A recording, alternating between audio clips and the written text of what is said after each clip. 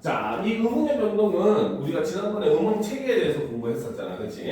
그래서 이 의문의 변동은 기본적으로 일단 뭐 어떤 방식으로 문법 수업을 하든지 어쨌든 1학년 1학기 중간고사에 포함되는 부분이에요, 알겠습니까? 그래서 막 개정된 교육 체계를 그대로 따라서 하더라도 의문의 변동이 제일 먼저 나올 거고. 그 외에 이제 뭐 특히나 이 동탄 지역의 몇몇 학교들 뭐 대표적으로 한백고 같은 경우가 있는데 한백고 같은 경우는 작년까지만 하더라도 선생님들이 시험 교과 과정과 상관없이 그냥 문법 수업을 진행을 했고 그래서 아예 전체적으로 1학년 때 문법을 훑어보는 그런 모습을 보여줬거든요. 그래서 어쨌든 어떠한 방식으로 우리가 문법을 수업을 하더라도 1학년 1학기 중간고사 시험 범위에 해당하는 게 이 의문의 변동이고 이러한 점은 이제 중학교 때랑 좀 많이 달라지는 그런 유형으로 나올 겁니다. 알겠죠? 그러니까 우리가 이 부분을 좀 더 깊이 있게 조심해서 한번 보도록 합시다. 준비됐습니까? 네. 그렇죠? 자, 그럼 봅시다. 의문의 변동이라고 하는 건 바로 뭐냐? 의문이 노인 환경에 따라 원래 의문과는 다른 의문으로 변해서 발음되는 현상이다. 물론 정확한 정의는 아닙니다. 정확한 정의는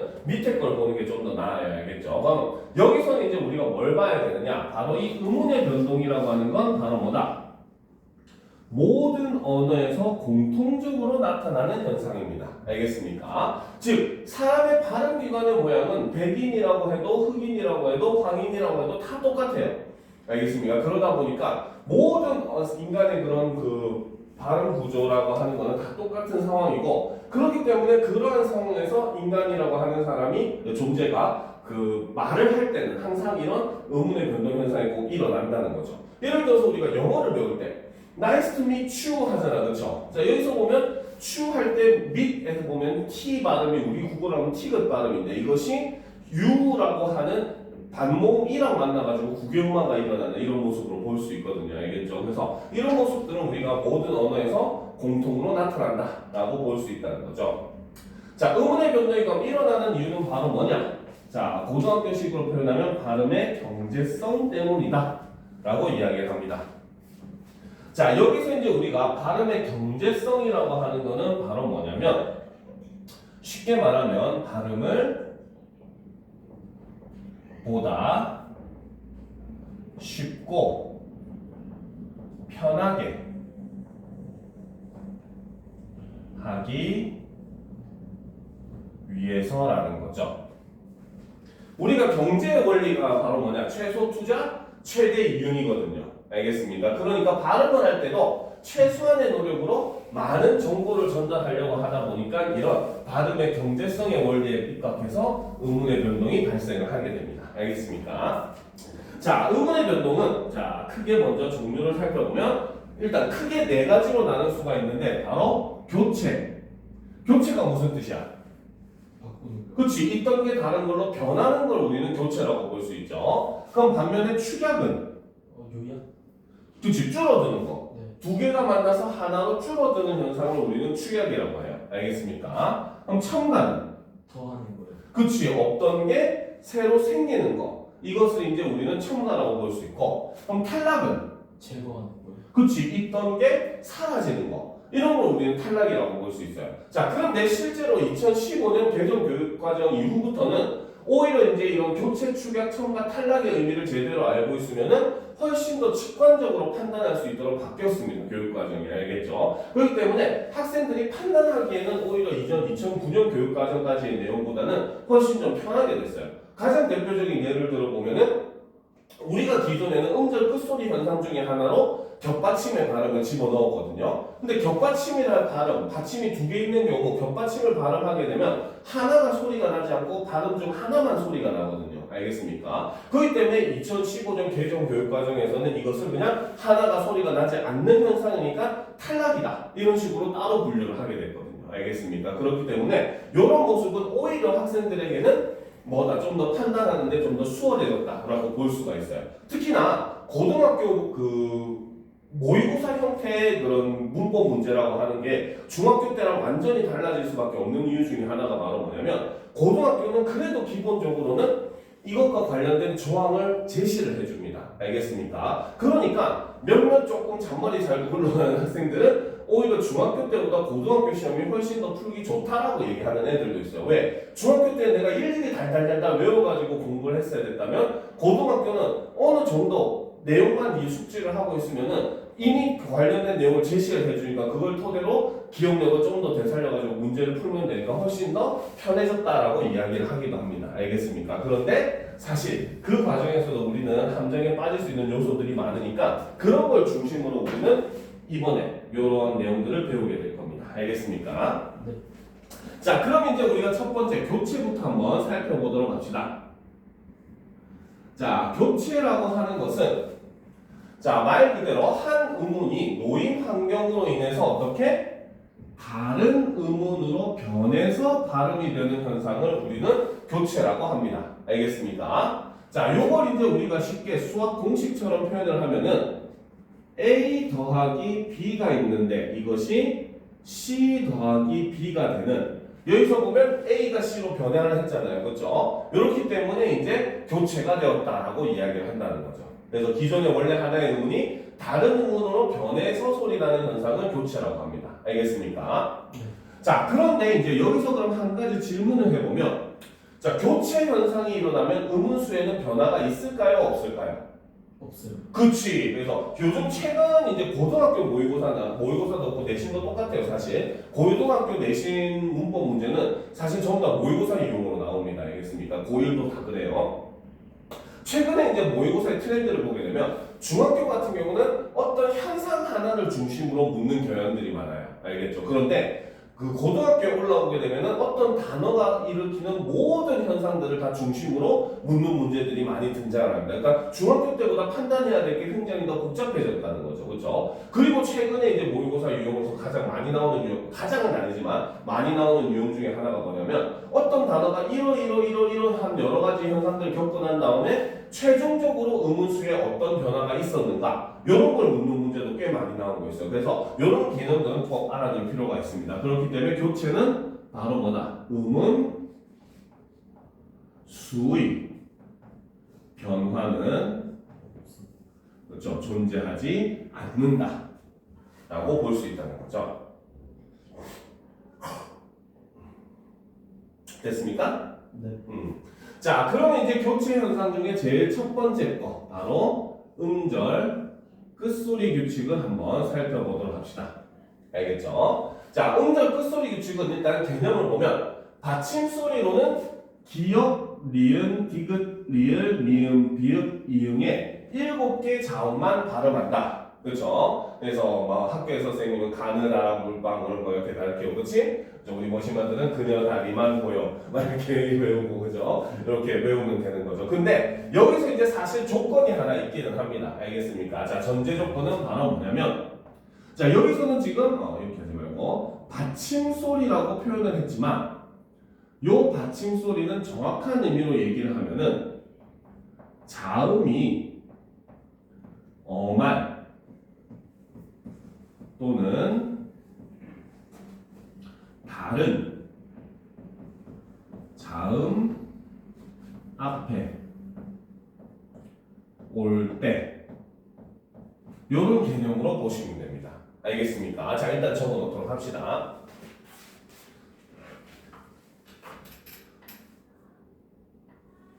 적었습니까? 네. 말은 좀 어렵죠, 그렇죠?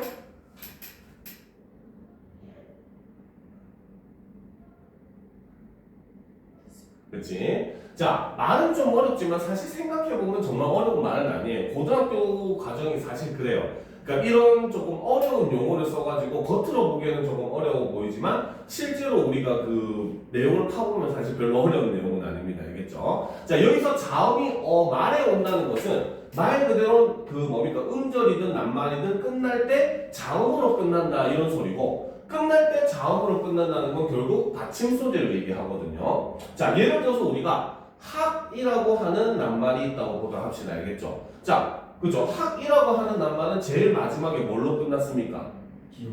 그치? 그러니까 지금 여기서는 기억이라고 하는 자음이 말에 온 겁니다. 알겠습니까? 자, 그 다음에 요 학이라고 하는 말을 가지고 우리가 또 다른 단어를 만들면 학교 같은 낱말을 만들 수가 있겠죠. 그쵸? 그럼 여기서 이제 학의 기역의 위치를 보면 바로 뭐다? 기역 다음에는 바로 다른 자음이 오게 되잖아요. 저 교에 초성인 그 초성의 자음인 기역이 또 위치를 하잖아요. 그렇죠? 그러니까 다른 자음 앞이라고 하는 것은 바로 뭐다? 종성이 있는 음절 뒤에 자음으로 시작하는 음절이 이어지는 경우라고 생각을 하시면 됩니다. 알겠습니까? 그러니까 어쨌든 온전히 이렇게 받침 소리가 발음이 될 수 있는 이러한 환경인데 이 받침 소리는 기역, 니은, 티끌, 리을, 미음, 비읍, 이응 이렇게 7개의 자음만으로 발음을 한다는 거죠. 알겠습니까? 자, 예문을 보도록 합시다. 자, 기역, 받침 소리가 기역, 쌍기역, 키읔 같은 경우는 대표음이 전부 다 기역입니다. 기역입니다. 알겠죠? 그러니까 우리가 수박할 때 박도 기역 받침이니까 그대로 박으로 소리 나고 바깥 할 때 박도 역시 쌍기역이지만 발음을 하면 박으로 소리가 나죠. 그렇죠? 그 다음 이제 또 키읔 같은 경우는 어때? 부업이라고 키읔으로 쓰지만 발음을 하게 되면 부업 이렇게 기역으로 소리가 나는 거죠. 됐습니까? 네. 이해가 되죠? 중간중간에 모르겠으면 질문해도 돼요. 네. 그 다음 니은 소리는 대표음이 그대로 니은입니다. 알겠습니까? 그래서 문 같은 경우는 똑같이 문하고 니은으로 소리가 나죠. 그렇죠? 자, 그 다음에 이제 중요하죠. 자, 받침 소리가 디귿, 티귿, 시옷, 쌍시옷, 지읒, 치읒 여기에 하나 더하면은 사실 히읗도 여기에 포함을 시킬 수가 있어요. 알겠습니까? 그런데 학교에서는 히읗을 잘 안 가르쳐주는 경우가 많습니다. 알겠죠? 그 이유는 나중에 배우면 알겠지만 히읗은 특히나 다른 뒤에 음절에 다른 자음이 위치를 한다든지 모음이 위치한다든지 하게 되면은 축약이나 탈락이 너무 쉽게 일어나요. 알겠습니다. 축약 탈락으로 인해가지고 히읗이 발음되는 경우가 사실 거의 손에 꼽을 정도로 잘 발음을 하지 못하거든요. 그렇기 때문에 히읗을 잘 신경을 안 쓰는 경향도 있기는 합니다. 그래도 히읗이 어말이나 다른 자음 앞에 어말에 왔을 때 특히 그치 이렇게 하면은 히읗도 디귿으로 발음을 합니다. 알겠습니까? 자, 그럼 예문을 봅시다. 자, 문을 닫다 디귿 받침과 그대로 닫하고 디귿으로 소리가 났죠. 그죠? 근데 낮게 할 때 낮 하면은 바로 뭐다? 티귿 받침인데 역시 낮하고 디귿으로 소리가 납니다. 그죠? 그 다음 풀을 뵐 때 쓰는 낫도 역시 시옷 받침이지만 디귿으로 소리 나서 낫 이렇게 하죠. 그다음 태어났다 할 때 낫다 같은 경우도 쌍시옷 받침인데 디귿으로 나서 낫다 이렇게 됩니다. 그죠? 그다음 밤낮 할 때 낫 같은 경우도 지읒 받침이지만 디귿으로 소리 나서 낫 이렇게 나고 그다음 얼굴을 나타내는 낯을 붉히다 할 때 그죠? 낫 하는 것도 역시 치읒 받침이지만 낫하고 이렇게 소리가 나죠. 그죠? 자, 그리고 우리가 히읗의 이름을 쓸 때 히읗 이렇게 쓰거든요. 그렇죠? 근데 얘도 역시 발음을 해보면은 히읗 이렇게 소리를 합니다. 알겠습니까? 그렇기 때문에 히읗도 거의 히읗이 어말에 발음 나는 경우가 거의 없기 때문에 잘 생각은 하진 않지만 그렇더라도 이제 히읗이 어말에 소리가 나게 되면은 디귿으로 발음한다는 것도 함께 알아두면 도움이 됩니다. 알겠습니까? 자, 그 다음 리을도 역시 대표음이 리을이라서 그대로 리을이라서 물 하면 그대로 물 이런 식으로 소리가 나죠. 그 다음 미음도 역시 대표음이 미음이기 때문에 밤 하면은 역시 밤하고 미음으로 소리가 납니다. 그죠? 자, 그런데 비읍하고 피읍은 둘 다 대표음이 비읍입니다. 그러니까 사람의 입을 나타내는 입도 입, 비읍으로 소리가 나고 나뭇잎 할 때 입도 역시 비읍으로 입하고 소리가 납니다. 그렇죠? 이응은 역시 그대로 이응으로 소리가 나기 때문에 강 하면은 강하고 이응 받침을 발음을 할 수 있다는 겁니다. 알겠습니까? 네. 자, 그런데 이제 고등학교 올라가면 우리가 또 하나 유념을 해야 될 게 바로 밑에 있는 연음 법칙이라고 하는 게 있습니다. 자, 우리가 아까 그 음절 끝소리 규칙 같은 경우는 자음이 어말 또는 다른 자음 앞에서라고 얘기했어요. 그렇기 때문에 어말로 끝나는 거 그걸로 끝나니까 우리가 됐다라고 하지만 다른 자음으로 시작하는 음절 앞에서 음절 끝소리가 난다면은 반대로 모음으로 시작하는 음절이 오게 되면은 뭔가 다른 현상이 일어난다는 거 어느 정도 좀 추측해 볼 수 있겠죠. 그렇죠? 네. 그래서 모음으로 시작하는 음절이 이어질 때 나는 법칙을 바로 우리는 모음 법칙, 연음 법칙이라고 합니다. 그래서 내용을 보면 종성이 있는 음절 뒤에 모음으로 시작하는 음절이 이어지는 경우에 발음 법칙을 우리는 연음 법칙이라고 합니다. 그런데 한 가지 주의점. 사실 연음 법칙은 법칙은 의문의 변동 현상으로 취급하지 않습니다. 알겠습니까? 네. 그래서 요거 같은 경우는 고등학교 과정에서는 좀 설명해 줄 선생님이 많기는 하지만 학교에 따라서 설명해 주지 않는 선생님도 있고 여는 법칙에 솔직히 우리가 너무 얽매일 필요도 없다는 거긴 해요. 알겠습니까? 알겠죠? 네. 자, 그러면 왜 이 여는 법칙이 의문의 변동으로 취급되지 않는지도 함께 같이 살펴보도록 합시다. 자, 여는 법칙에 따르면은 뒤에 모음으로 시작하는 음절이 이어질 때 나타나는 법칙인데 이거는 모음으로 시작하는 음절의 성질에 따라서 또 두 개로 나눌 수가 있어요. 알겠죠? 첫 번째, 이어지는 모음으로 시작하는 음절이 바로 뭐다? 조사나 어미, 접사와 같은 형식 형태소인 경우가 있습니다. 알겠습니까? 자, 이 경우는 어떻게? 음절 끝소리 자음을 그대로 다음 음절의 첫소리로 옮겨서 발음을 하는 거죠. 알겠습니까? 자, 쉽게 예를 한번 들어보도록 합시다. 자, 나뭇잎 할 때 잎 있죠, 그렇죠? 그죠? 네. 자, 여기에 조사 이가 붙었어요, 그렇지? 그럼 그렇죠. 우리는 적을 때는 이라고 적잖아, 그렇지? 자, 그런데 얘를 발음으로 해보면 이 피라고 해서 피읍이 그대로 올라가서 발음이 납니다, 그렇죠? 그렇지? 자, 그러면 진짜로 얘가 의문 변동이 안 일어났는지도 한번 살펴보도록 합시다. 자, 이를 우리가 의문으로 분류를 하면 어떻게 분류를 할 수 있습니까? 입이 그러니까 의문으로 하나 나눠서 보면. 이음. 그쵸? 여기서 함정이 생기죠. 바로 초성의 이음은 그치 소리가 없는 겁니다. 알겠습니까? 초성의 이음은 음가가 없어요. 그쵸? 그러면 얘는 바로 뭐다? 모음 이, 그 다음에 자음 피읍, 그 다음에 모음 이 요렇게 이루어집니다. 그죠? 네. 자, 그러면 이제 이 피라고 하는 발음을 의문으로 나눠봅시다. 역시 모음 이, 자음 피읍, 모음 이 이렇게 구성이 되죠. 그쵸? 네. 자, 의문의 변화가 있습니까? 없습니까? 없어요. 그렇지. 실질적으로 의문의 변화가 존재하지 않는다는 거죠. 의문 변화가 아예 발생을 하지 않았습니다. 알겠죠? 그렇기 때문에 이 경우도 우리는 의문의 변동이 아니다라고 이야기를 합니다. 알겠습니까?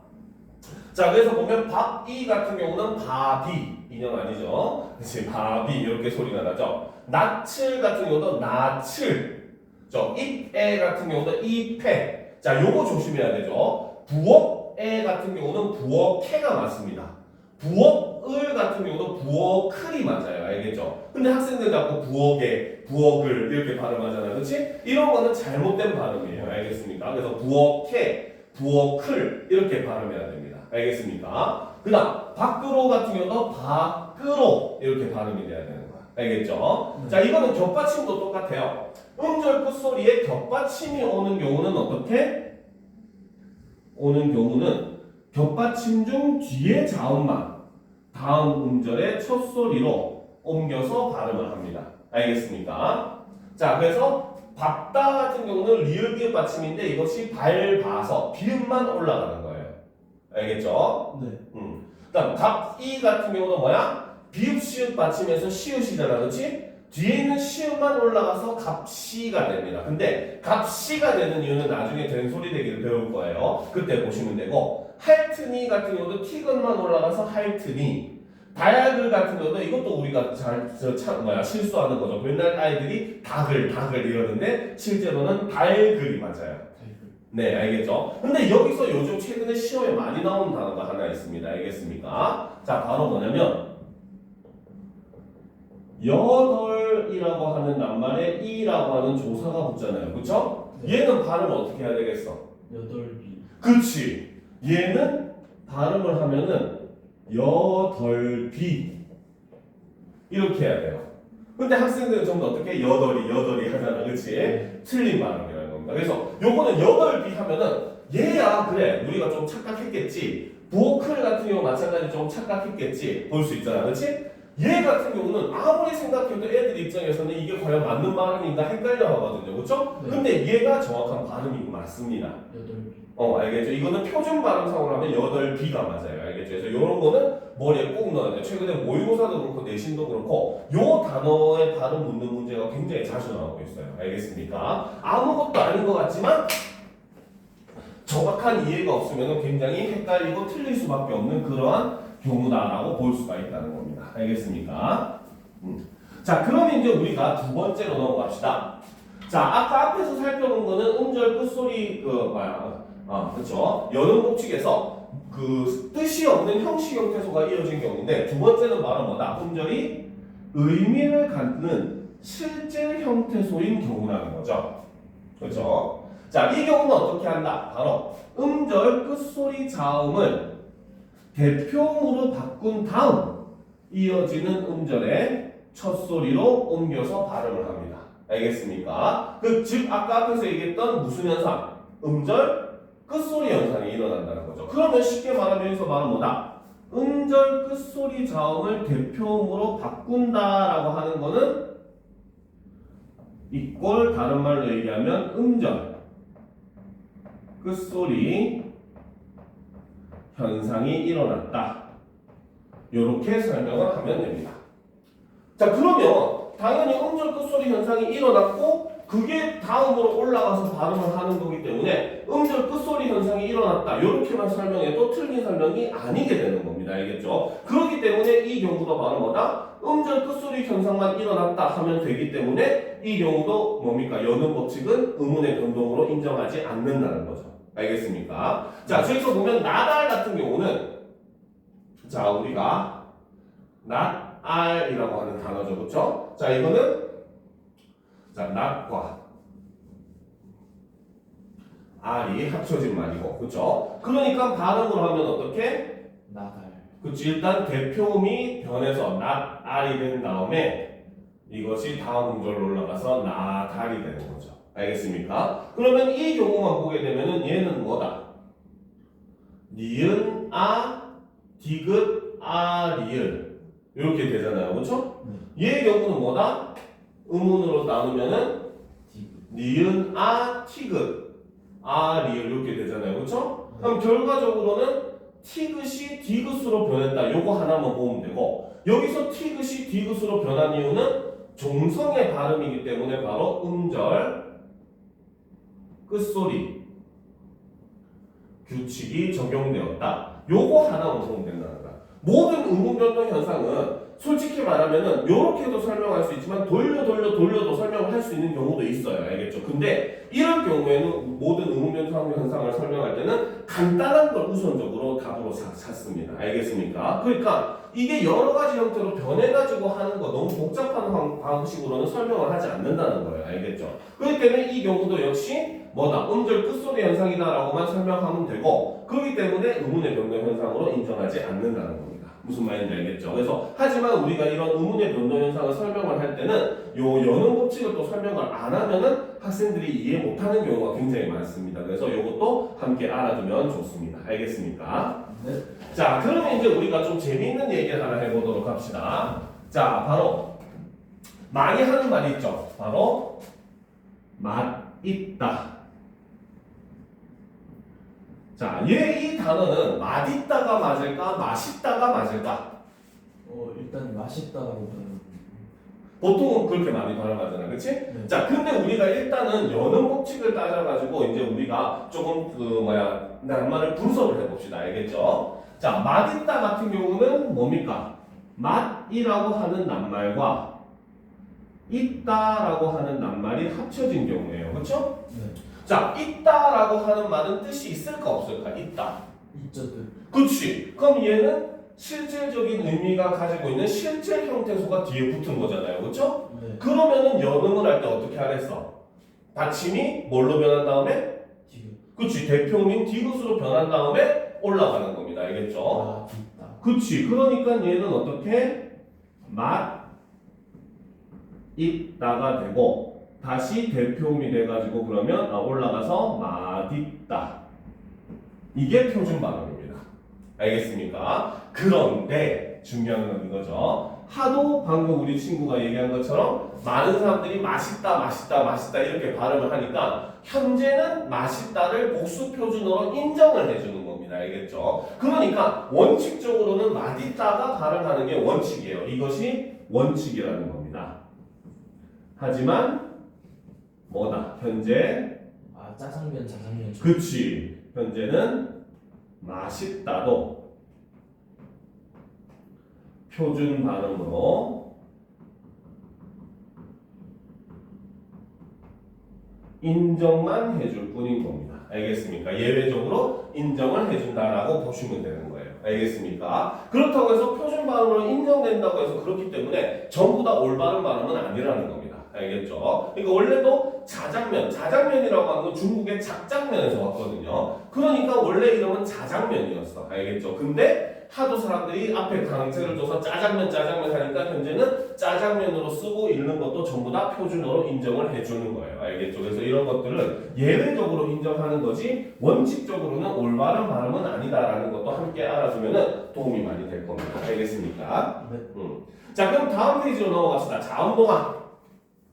자, 요게 좀 굉장히 중요하죠. 자음동화. 자, 보도록 합시다. 자, 자음동화의 개념은 자음이 인접한 다른 자음의 영향을 받아서 발음이 같거나 비슷해지는 현상을 우리는 자음동화라고 합니다. 알겠죠? 자, 기본적으로 이 자음동화라고 하는 현상은 바로 앞 음절, 종성, 받침이죠. 그래서 종성과 뒤 음절, 초성 사이에서 일어나는 현상입니다. 알겠습니까? 네. 자, 그러면 이제 우리가 요거를 예를 들어서 한번 살펴보게 되면은, 자, 예를 들어서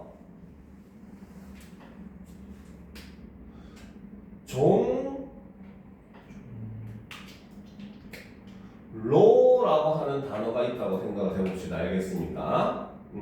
자, 여기서 종로라고 하는 단어를 보게 되면은 여기서 서로 자음동화에 관여하는 의문은 바로 뭐다? 종의 받침소리인 이음과 로의 초성인 리을 요 두 개 사이에서 영향을 주거나 받아가지고 일어나는 현상이 바로 자음동화라고 본다는 거죠. 알겠습니까? 그러니까 결국은 앞음절 종성, 뒤음절 초성 요 두 개의 관계에서 일어나는 현상이 자음동화인 겁니다. 알겠습니까? 네. 자, 그런데 이제 우리가 일단 그거는 좀 놔두고 그럼 개념부터 한번 살펴보는데, 자, 사실 우리가 중학교 때 지금 음운동화를 한번 배워봤잖아요. 그렇죠? 자음동화 같은 거 배워봤잖아요. 그렇죠? 자음동화를 배웠을 때 학교에서는 뭐만 가르쳐줬어요? 자음동화 하면은 유마, 비유마 요것만 배웠죠. 그렇죠? 그 이상은 안 배웠잖아. 그렇지? 자, 그런데 원래 솔직하게 얘기를 하면은 자음동화를 분류하는 기준이 사실 세 가지입니다. 근데 2015년 개정 교육과정에서는 현재 유마, 비유마로 다 통합이 됐어요. 알겠습니까? 그런데 참 아이러니하게도 모의고사는 최근에 이제 문법이 내는 게 자꾸 어려워지고 있는 상황이거든요. 근데 그 어려워지고 있다 보니까 오히려 학생들이 배웠던 내용을 조금 다른 방향에서 바라보는 그런 유형의 문제들이 굉장히 많이 등장을 하게 되고, 그러다 보니까 이 자음동화를 분류함에 있어서도 학교에서는 현재 중학교도 그렇고 실제로 고등학교 올라가서도 배워도 유마, 비유마만 가르치거든요. 그럼에도 불구하고 막상 실제 모의고사 문제에서는 뭡니까? 다른 기준에 대해서 설명을 한 다음에 그 기준으로서 낱말을 분류하는 걸 배우게 됩니다. 알겠습니까?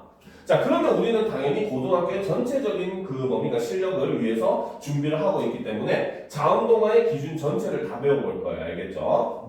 자, 첫 번째 자음동화의 기준은 바로 뭐냐면 동화의 방향에 따라서 살펴볼 수가 있습니다. 알겠습니까?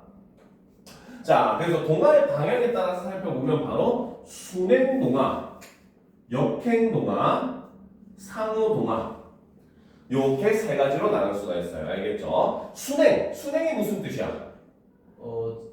이렇게 그렇지, 올바른 방향으로 순행이라고 얘기해. 열차가 가는 방향으로 쳐다보는 게 순행석이라고 하잖아. 그렇지? 그렇듯이 우리가 글을 읽을 때는 우리 국어는 현재 왼쪽에서 오른쪽 방향으로 읽고 있잖아요. 그렇죠? 네. 그러니까 핵심적으로 동화의 방향이 어떻게? 왼쪽에서 오른쪽에 영향을 주는 겁니다. 그러니까 정확하게 얘기하면 아음절 종성에 영향을 받아서 뒤음절에 초성이 변하는 게 순행동합입니다. 알겠죠? 근데 쌤님은 여러분들이 쉽게 공부하기를 원해요. 알겠습니까? 그러면 우리는 사실 여기서는 하나만 기억하면 됩니다. 바로 뭐냐? 초성이 변하면 무조건 순행이다. 요것만 기억하면 됩니다. 알겠습니까? 네. 초성, 동화에서 초성이 변하면 무조건 순행일 수밖에 없어요. 왜? 초성이 변하려면 아음절 종성에 그 영향을 받아야 되니까. 알겠죠? 근데 학생들은 특히나 단어들 중에서 보면은 이음절로 이루어진 단어만 있는 게 아니잖아요. 3음절, 4음절, 5음절짜리 단어들도 있잖아요. 그렇죠? 그럴 경우에 그 음절의 중앙쯤에서 뭡니까? 음음 자음 동화가 일어나게 되면은 이게 순행인지 역행인지 헷갈려 하는 거야. 알겠지? 그러니까 그런 거 다 상관없이 초성이 변하면 무조건 순행이다. 이렇게 기억하면 훨씬 더 정확하고 쉽게 판단이 가능할 겁니다. 알겠습니까? 네. 자, 그럼 반대로 역행은 뭐다? 이제는 뒤에서 앞으로 영향을 주는 거야. 알겠죠? 그러니까 뒤음절 초성의 영향을 받아서 하지만 실제로 변하는 건 바로 뭐다? 아음절의 종성이 변하는 거죠. 알겠습니까? 그럼 종성이 변하면 무조건 역행동합 이렇게 보면 돼요. 알겠죠? 자, 대표적으로 우리가 이런 단어가 있어요. 바로 춘향이와 이도령이 만나는 공간이 광한루입니다. 그렇죠? 얘를 발음해보면 어떻게 돼? 광한? 광한루. 그치, 광한루 이렇게 돼요. 그렇죠? 네. 그럼 여기서 있는 두 번째 음절의 니은이 리을로 변했잖아요. 그렇죠? 그렇지? 네. 그러면 이렇게 중간이나 끝쯤에 일어나면 학생들이 이게 순행인지 역행인지 그때부터 헷갈리기 시작하거든요. 근데 하나만 보면 되죠. 이 경우는 종성이 변했기 때문에 무조건 역행 이렇게 보면 되는 겁니다. 알겠습니까? 네. 그렇죠? 이렇게 판단하면 사실 굉장히 쉽게 판단할 수 있어요. 알겠죠? 자, 그 다음 이제 상호동화는 말 그대로 뭐다? 아음절 종성과 뒤음절 초성이 서로 영향을 주고받아서 어떻게? 둘 다 종성과 초성이 둘 다 변하는 걸 상호동화다라고 얘기해요. 알겠습니까? 자, 그런데 최근에 요 상호동화가 살짝 핫합니다. 알겠습니까? 요거는 나중에 상호동화를 설명하면서 본격적으로 얘기를 해줄게요. 알겠죠? 네. 자, 그래서 지금 일단 자음동화의 첫 번째 기준, 동화의 방향에 대해서 알아봤다면, 자, 두 번째 기준은 바로 뭐다? 동화의 정도에 따라서 나눌 수가 있습니다. 두 개가 얼마나 닮아지는가? 자, 동화의 정도에 따라서 나누게 되면 완전 동화랑 불완전 동화로 나눌 수 있어요. 알겠습니까? 자, 완전 동화는 바로 뭐냐? 동화가 일어난 후에 참여한 두 자음이 어떻게? 쉽게 생각하면 되죠. 바로 두 자음이 완전히 같아지면은 우리는 이것을 완전 동화라고 해요.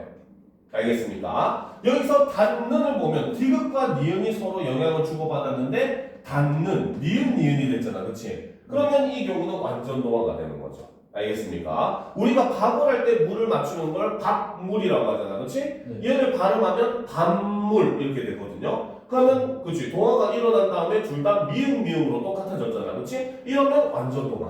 그러면 우리 이제 상당히 다 할 수 있죠. 유마는 무조건 완전 동화일 수밖에 없겠죠. 알겠습니까? 자, 그런데 이제 반면에 불완전 동화라고 하는 건 바로 뭐냐? 동화가 일어난 후에 참여한 두 자음이 어떻게? 같지 않고 비슷해지더라는 거죠. 이 경우는 뭡니까? 자음의 성질만 같아집니다.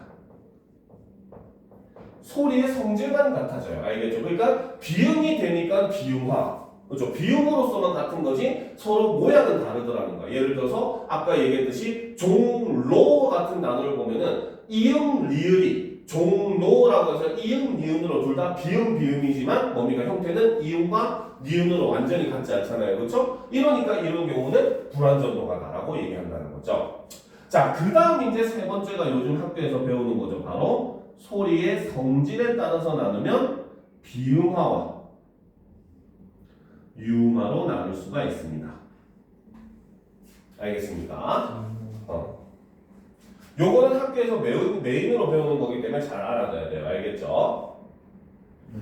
자, 근데 비음화를 보면 동화가 일어나 비음이 아닌 자음이 비음으로 변할 경우다라고 돼 있잖아. 그치? 자, 그런데 솔직히 이제 이거 밑에다가 하나 적어 놓읍시다. 비음화를 정확하게 우리가 정의를 내려보면은 알겠죠? 자, 비음화의 정의는 선생님이 이쪽에다 하나 적어줄게요. 자, 밑에 빈 공간에 하나 적어 놓읍시다. 자, 원래 비음화라고 하는 것은 알겠죠? 자, 얘는 비음이 아닌 자음 이 알겠습니까? 그 다음 비음의 영향을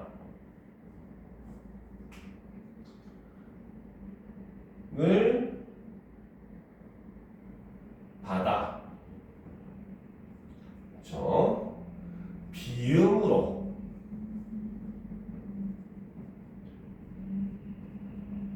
발음되는 현상을 우리는 비음화라고 합니다. 알겠습니까? 네. 자, 근데 사실 요거 때문에 상호동화가 요즘 조금 핫하기는 해요. 알겠죠? 자, 그 다음에 유음화는 역시 뭐다? 역시 마찬가지 비음화의 개념으로 설명하면은 유음이 아닌 자음이 유음의 영향을 받아서 유음으로 발음돼야 되잖아. 그렇지? 네. 근데 우리 국어에서는 유음이 몇 개 있어요? 우리 국어에서 유음은 어디 있죠? 하나밖에 없잖아. 리을. 아. 그치, 흐름 소리는 하나밖에 없잖아요. 그렇죠? 그렇기 때문에 사실 유음화가 일어나는 경우도 한 가지밖에 없습니다. 그러니까 학교에서는 유음화 같은 경우는 이런 개념으로 가르치지 않고 그냥 실제 현상으로 가르쳐서 니은의 앞이나 뒤에 리을이 오게 되면은 리을로 발음되는 건 그냥 유음화다 이렇게 설명을 하는 거예요. 알겠죠? 그래서 유음화 같은 경우는 한 경우밖에 없습니다. 알겠습니까? 자, 그럼 이제 우리가 여기까지 우리가 자음동화의 기본적인 개념을 다 알아봤어요. 그렇죠? 네. 자, 그러면 이제 자음동화와 관련된 대표적인 조항들을 살펴보면서 이 자음동화를 한번 다시 또 살펴보도록 합시다. 알겠죠? 자, 그런데 그 전에 자, 자음동화라고 하는 거를 우리가 한번 살펴볼 필요가 있습니다. 알겠습니까? 자, 우리가 자음 분류표를 간단하게 그려보도록 합시다. 자, 비읍, 쌍비읍, 피읍, 그쵸? 그 다음에 미음, 디귿, 쌍디귿, 티귿, 그 다음에 시옷, 쌍시옷, 니은, 리을, 다음 지읒, 쌍지읒, 치읒, 기역, 쌍기읒, 히읗, 그 다음에 이응, 그 다음에 히읗 이렇게 되잖아요. 그렇죠? 자, 비음화가 일어나면 자, 아까 얘기했듯이 자, 밥물 같은 경우가 밥물이 되죠. 그렇죠? 그러면 그렇죠. 비읍은 자기 라인의 비음인 뭘로? 미음으로 변하는 거야. 그렇죠? 그다음 디귿 문을 닫는이라고 했지만 발음을 하면 닫는이 되지. 그렇지? 그렇지? 네. 그러면 자기 라인의 비음인 뭘로 변한다? 니은. 니은으로 변하게 되죠. 그렇죠? 지읒은 받침이 끝에 오면 대표음이 디귿이니까 여기에 포함돼서 이런 변화가 일어나는 겁니다. 그렇죠? 그다음 기읍. 그렇죠? 백로 같은 경우 발음하면은 백노가 됩니다. 그렇죠? 백노. 그렇지? 그렇지? 네. 자, 재밌는 얘기 하면 우리는 학생이니까 어떻게 학문을 열심히 닦아야 되겠지. 그렇지? 그럼 학문은 발음을 하면 오. 그렇지. 뭐가 돼? 학문이 되지. 이제 학문을 열심히 닦아야 됩니다. 알겠습니까? 그렇게 되겠죠. 그렇죠? 그러니까 기읍도 역시 자기 라인의 비음인 이음으로 소리가 나는 겁니다. 알겠죠? 그다음 리을 같은 경우도 역시 뭡니까? 아까 얘기했던 비음화가 일어나면 자기 라인의 비음인 니은으로 소리 나죠. 그다음 유음화 같은 경우도 역시 어때? 니은 같은 경우가 같은 라인의 유음인 리을로 변하잖아. 그렇지? 자, 그렇기 때문에 최근에 우리가 그 모의고사에서도 그렇고 내신에서도 그렇고 자, 요걸 묻는 경우가 꽤 많은데 그렇기 때문에 자음동화 같은 경우는 기본적으로 우리는 하나 뭘 알아야 된다. 자, 이 경우는 자, 좋은 위치, 즉 소리 나는 위치의 변화는 없고 오직 좋은 방법,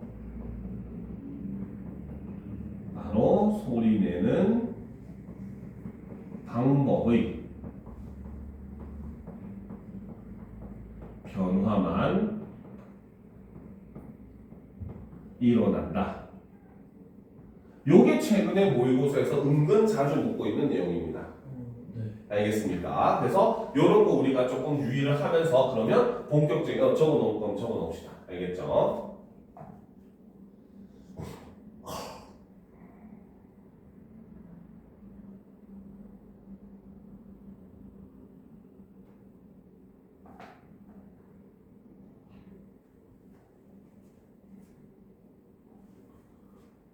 됐어요. 됐습니까? 네.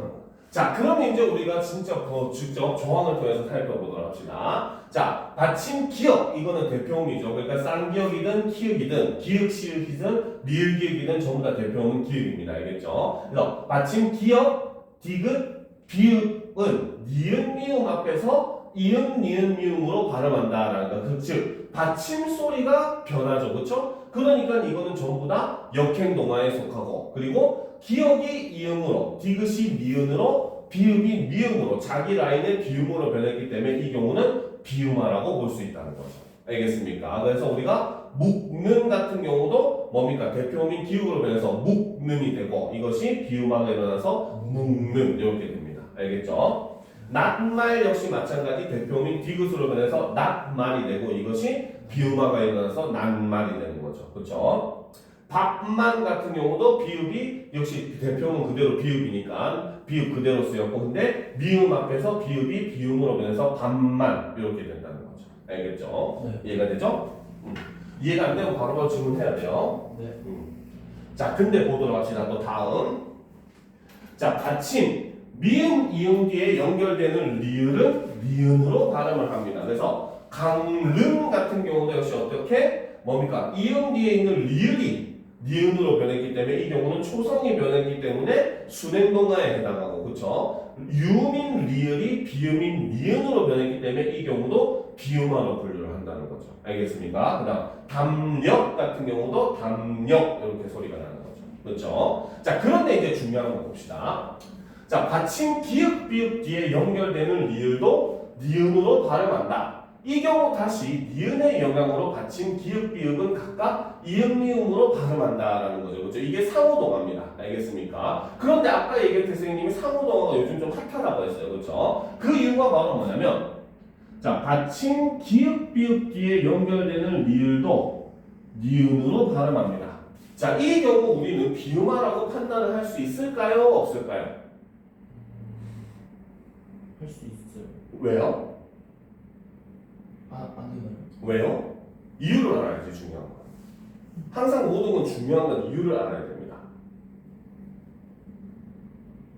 잘 모르겠죠, 그렇죠? 요즘 최근에 핫한 내용이고 실제로 이 경우 같은 경우는 이제 실제 모의고사에 이 관점이 나왔기 때문에 최근에 이제 조금 변화를 하고 있는 중이고 실질적으로 근데 이 부분 같은 경우는 결론적으로 리을이 니은으로 변했다는 점에서는 비음화로 보는 학교도 꽤 돼요. 그래서 현재 뭐 강남 같은 경우는 사실 거의 대부분의 학교가 변한 그 모의고사대로 가리키는 부분이 있는데 동탄 지역은 이걸 가리켜 봤을 때 한 60%, 70% 정도 학교가 변한 걸로 가리키고 있더라고요. 알겠죠? 그러니까 또 나머지 학교들은 이걸 안 가르쳐 줄 수도 있는 부분이긴 합니다. 알겠습니까? 자, 결론적으로 먼저 얘기해주면 최근에 이 경우는 비음화가 아니라고 봅니다.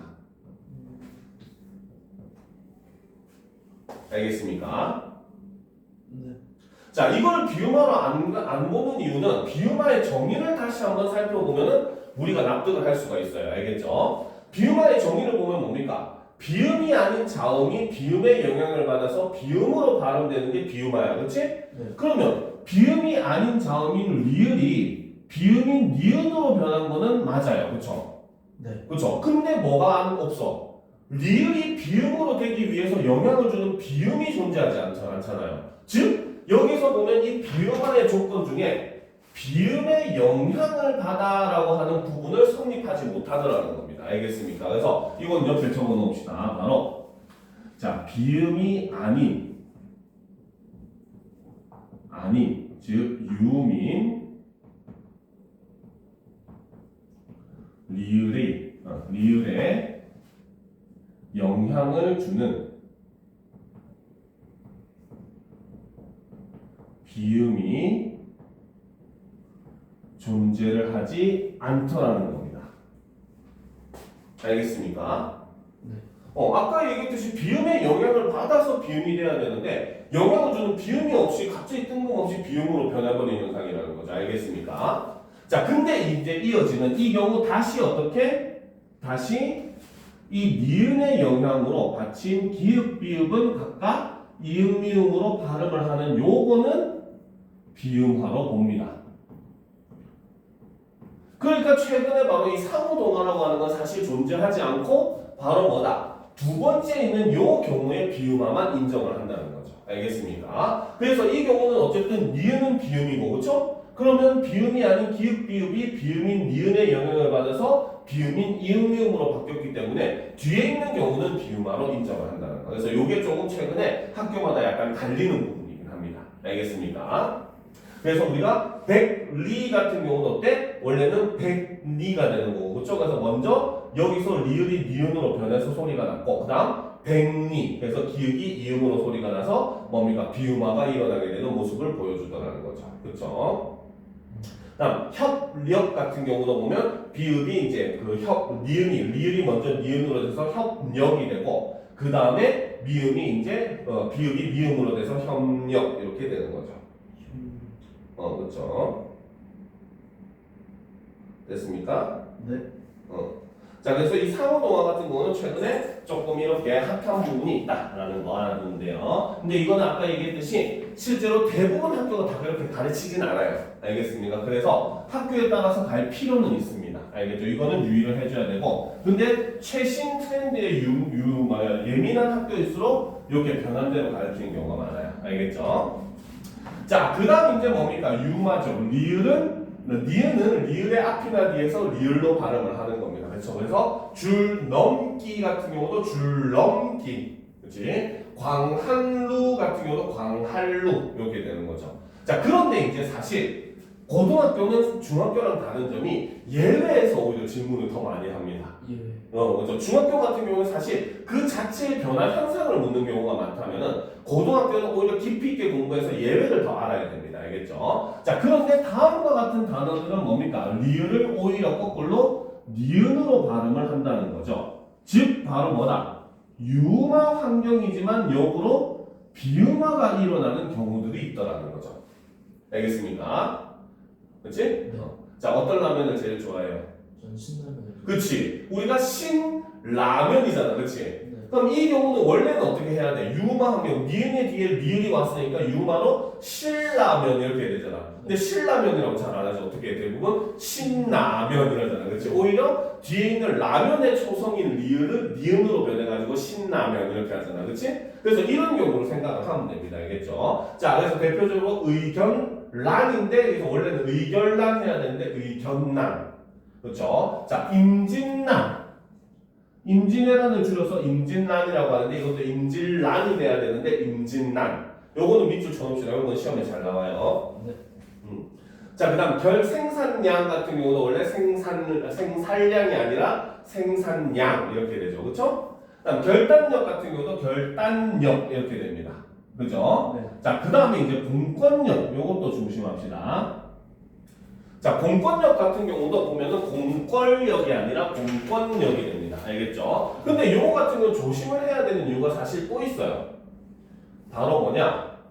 그냥 권력 이렇게 쓰면 발음은 유마가 일어나서 권력이 됩니다. 권력자 하잖아. 그치? 근데 공이 붙으면은 역으로 비음화가 일어나서 공권력이 됩니다. 공이 붙고 안 붙고에 따라서 유마와 비음화가 차이가 나와요. 알겠습니까? 그래서 이 경우는 이렇게 발음이 달라지기 때문에 시험에도 생각보다 잘 나와요. 알겠죠? 그 다음에 동원령 같은 경우는 동원령, 상견례 같은 경우도 상결례가 아니라 상견례, 횡단로 같은 경우도 횡단로, 이원론 같은 경우도 이원론, 입원료 같은 경우 이런 것도 시험에 잘 나와요. 입원료 같은 경우도 입원료 이런 식으로 발음이 되죠. 그래서 이 경우는 유마 환경이지만 역으로 비음화가 일어나는 경우가. 그러면 이런 거 같은 경우는 모의고사는 어떻게 내냐면 요거를 보기에서 제시를 해요. 다음 중 보기의 보기에서 설명한 내용으로 뭡니까? 그 설명할 수 없는 단어를 고르시오 해가지고 나머지는 전부 다 유마 환경에서 유마가 일어나는 단어를 제시한 다음에 요런 것 중에 하나를 은근슬쩍 끼워 놓는 거야. 그러면 요거는 유마 환경이지만 비유마가 일어나야 되니까 요걸로는 설명을 할 수 없잖아요. 그렇죠? 그런 식으로 답을 구하는 그런 문제. 조금 더 넓게 보면은 자음동화 전체 이제 그 뭡니까? 그 아까 앞에서 했었던 표준 발음법들을 다 제시를 하는 거야. 그리고 다음 보기에서 제시된 표준 발음법으로 설명할 수 없는 단어를 고르시오 해가지고 요런 것들, 예외적인 것들을 하나 집어넣어서 찾는 그런 유형의 문제가 사실 최근 모의고사의 가장 핵심적인 트렌드라고 볼 수 있어요. 알겠습니까? 네. 자, 그럼 이제 국영화 부분을 하고 이번 시간 수업 마치고 쉬는 시간 갖도록 합시다. 알겠죠? 네. 자, 여기서 이제 국영화. 자, 국영화는 음절 끝소리 디귿티귿이 이로 시작하는 인접한 형식 형태소의 영향을 받아서 근데 사실 여기서는 이만 포함되는 게 아니라 그렇죠? 자, 이거는 바로 반모음 바로 J죠. 그렇죠? 이도 포함을 합니다. 그래서 이게 이중모음까지도 포함이 되는 거예요. 알겠습니까? 알겠죠? 네. 그래서 이로 시작하는 인접한 형식 형태소의 영향을 받아서 각각 지읒, 치읓으로 변해서 소리나는 현상인 거죠. 자, 그럼 이제 잠깐 다시 또 보게 되면 디귿, 쌍디귿, 티귿, 시옷, 쌍시옷, 니은, 니은, 다음 지읒, 쌍지읒, 치읒 이렇게 되잖아, 그렇지? 그럼 여기서 변화를 보면 디귿은 어때? 옆으로 한 칸, 밑으로 세 칸이 변했죠, 그죠? 치읓도 역시 마찬가지 옆으로 한 칸, 밑으로 세 칸이 변한 겁니다, 그죠? 자, 바로 자음동화와 국영화의 가장 결정적 차이는 뭐냐? 자음동화는 아까 얘기했듯이 소리 나는 위치는 변하지 않았어요. 소리 내는 방법이 파열음이 비음이 되든지, 그치? 아니면은 파찰음이 비음이 되든지, 그죠? 아니면 마찰음이 비음이 되든지, 유음이 비음이 되든지, 비음이 유음이 되든지, 이렇게만 변했잖아, 그치? 근데 반면에 국영화는 바로 뭐다? 조음, 위치와 조음, 방법이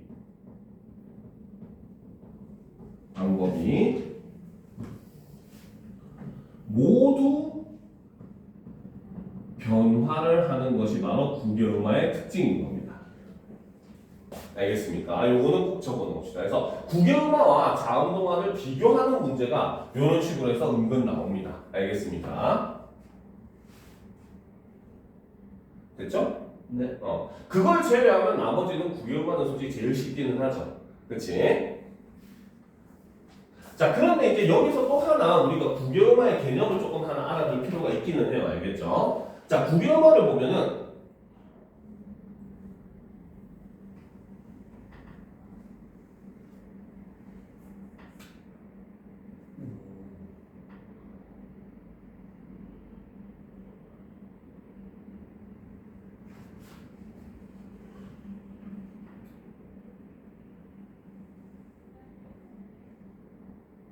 자, 이게 사람의 입속이라고 한번 생각을 해봅시다. 알겠죠? 자, 먼저 디귿티귿은 윗 잇몸과 혀끝 소리잖아요. 그렇죠? 네. 자, 그러니까 혀의 모양이 어떻게 되냐면 요렇게 니은자 모양으로 요렇게 해서 혀끝에 붙었다가 떨어집니다. 윗 잇몸에. 알겠습니까? 네. 자, 그런데 자, 모음 이를 발음을 해보면은 모음이는 그 전설 평순 고모음이거든요. 혀의 최고점이 입의 앞쪽에 오는 게 그 모음입니다. 알겠습니까? 그러니까 모음 이를 발음해 보면 혀의 모양이 요런 형태가 됩니다. 알겠습니까? 네. 그러니까 지금 디귿에서 이로 가려면 이렇게 움직여야 되잖아, 그렇지? 네. 그지? 그런데 자, 지읒 치읓은 생 입천장과 혓바닥 소리거든요. 알겠죠? 지읒 치읓을 발음하는 혓바닥의 모양을 그려보면 요런 형태가 됩니다. 알겠습니까? 네. 그럼 혓바닥의 모음이 디귿티귿보다는 지읒 치읓이 이랑 더 비슷하잖아, 그치? 네. 그죠? 그렇기 때문에 국영화는 자, 그 기본적으로 일단 자음동화랑 또 다른 점이 바로 뭐냐? 국영화는 자음과 모음 사이의 동화라는 거죠. 동화 현상이라는 거죠.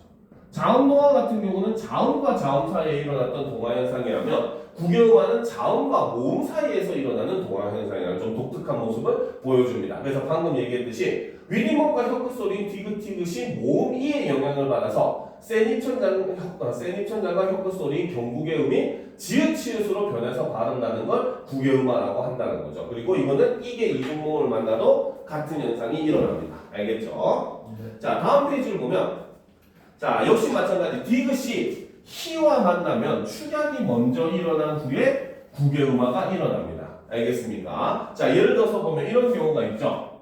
자, 문이 혀 같은 경우, 그치? 자, 이 경우는 먼저 디귿이 히읗과 만나가지고 축약이 일어나서 닫혀 이렇게 됩니다. 알겠습니까? 네. 그렇죠? 그런데 이 여는 뭡니까? 반모음이에서 시작해서 어려가는 이중모음이잖아요. 그렇죠? 그러니까 여기서 구개음화가 일어나서 닫혀 이렇게 됩니다. 알겠습니까? 네. 근데 여기서 사실 우리가 한 가지 또 주의할 게 있긴 있어요. 알겠죠? 자, 예를 들어서 봅시다. 자, 문고리를 젖히다. 알겠습니까? 자, 얘 같은 경우는 사실 두 가지 방법으로 설명을 할 수가 있어요. 알겠죠? 네. 자, 첫 번째로는 자, 여기서 지읒이 히읗과 만나면 치읒이 되거든요. 치읒이 되거든요. 자, 그러니까 이걸 이용해서 설명을 하면은 바로 뭐다? 젖히다가 되는 거는 바로 축약이 일어났다. 이렇게 설명을 할 수가 있는 거야. 알겠습니까? 네. 그냥 바로 지읒과 치읒이 합쳐져서 치읒이 되었다. 지읒과 히읗이 합쳐져서 치읒이 되었다고 볼 수 있겠죠. 그렇죠? 그런데 사실 구개음화로도 설명을 가능해요. 바로 젖히다. 대표음으로 변하고. 그렇죠? 그 다음에 이것이 젖히다. 축약이 일어나고. 그렇죠? 그 다음에 구개음화가 일어나서 젖히다. 이렇게 설명을 할 수도 있어요. 알겠습니까? 둘 다 사실 솔직히 얘기하면 틀린 설명은 아닙니다. 근데 학교에서는 당연히 어떤 설명을 맞다고 하겠어? 위에 거. 그치? 아까 설명했죠? 우리 국어에서 일단 가장 단순하게 표현할 수 있는 걸 우선으로 본다고. 그치? 그렇기 때문에 이 경우는 구개음화가 아니라 축약이다라고 보는 거예요. 알겠습니까? 알겠죠? 그래서 이런 거는 예외적으로 봐야 되는 현상이니까 우리가 알아두면 굉장히 도움이 많이 되는 겁니다. 얘는 지금 이렇게 설명을 하면 음운 변동을 3개를 설명해야 돼. 음절 끝소리 규칙에 축약에 구개음화까지 설명을 해야 되는 거야. 근데 여기서는 그냥 축약만 일어났다고 하면 간단하게 설명이 가능한 거. 그치? 그렇기 때문에 간단한 거를 우선적으로 선호한다는 것도 우리가 알아둘 필요는 있습니다. 알겠습니까? 자, 그래서 디귿티귿이 전설모음 고모음인 이를 닮아서 발음상 비슷한 구개음인 지읒치읒으로 변하더라는 거죠. 알겠죠? 그래서 여기까지가 바로 구개음화의 내용이었습니다. 알겠습니까? 네. 자, 오늘 한 것 중에 다른 건 더 궁금한 거 없습니까? 네. 괜찮아요? 오늘은 그러면 여기까지 하고 쉬는 시간 가지고 10분까지 쉬었다가 이어서 하도록